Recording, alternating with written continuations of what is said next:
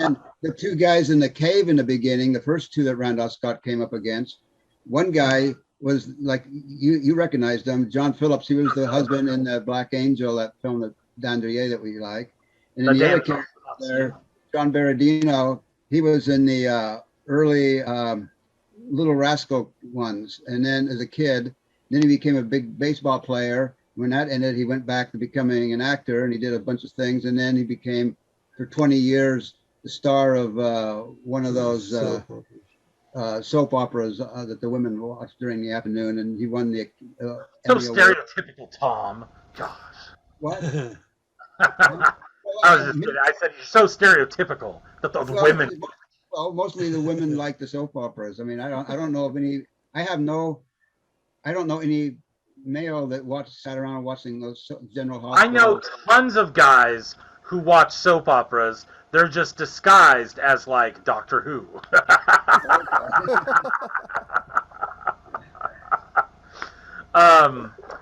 So anyway, what I thought, I was distracted a little bit because, and this is me being an idiot, I miscounted the guys. So 7 men from now, and you start realizing there's going to be 7 guys that Randolph Scott is out to kill for revenge, right? Right. And he kills 2 in the first scene that you kind of realize, oh, okay, he's going after these 7 guys. And then I miscounted. So the rest of the movie, I'm like, there's still one more guy. And there wasn't. Like, you got them all, and I'm like, okay, so what's the twist? Who's the 7th guy? It's like, no, I just didn't count, right? The guy that they saved from the Indians that Lee Marvin shoots, because as Randolph Scott's backwards to the guy took out a gun. He was going to shoot Randolph Scott in the back, and Lee Marvin shot him. Right, and that was actually guy number 3, and I missed him. Yeah, right, yeah. So the rest of the movie, I'm counting them off, but I'm 1 off. Yeah. And I'm just confused because I wasn't paying attention to the right thing. But it was fine. I enjoyed the roles. I think that there's a big disconnect with generational. There's a generational disconnect here because. I think that my generation, the Sesame Street generation, and I say that because I think it stems from Sesame Street, where we were as children bombarded with things all the time, quick clips, snippet, boom, boom, boom, boom, boom, on to the next thing, boom, boom, boom, boom. And I was realizing with this, and it's not this movie specifically, but Westerns in general, there's a lot of time of just they're driving the wagon, right? And I'm like, okay, but what's next? Like, what? I don't care that you're driving the wagon. What? Someone say something or something happen. You know what I mean?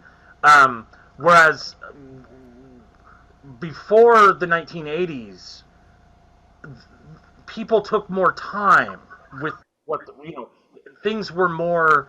I don't want to say slower. That's not really what I mean. But like.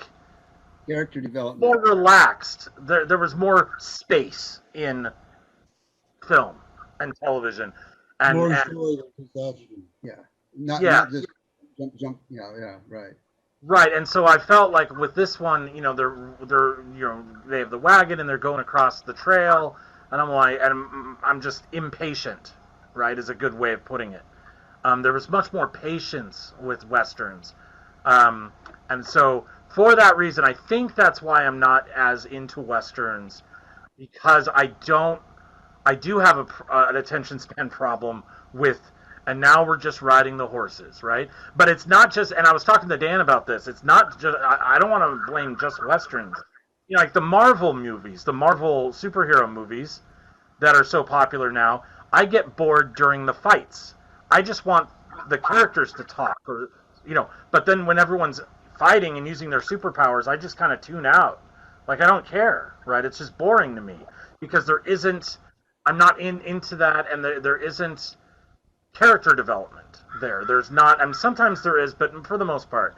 And so, it's not just Westerns, in other words. But that was the big takeaway I had, truthfully, was I just wanted them to keep talking. The characters were really neat.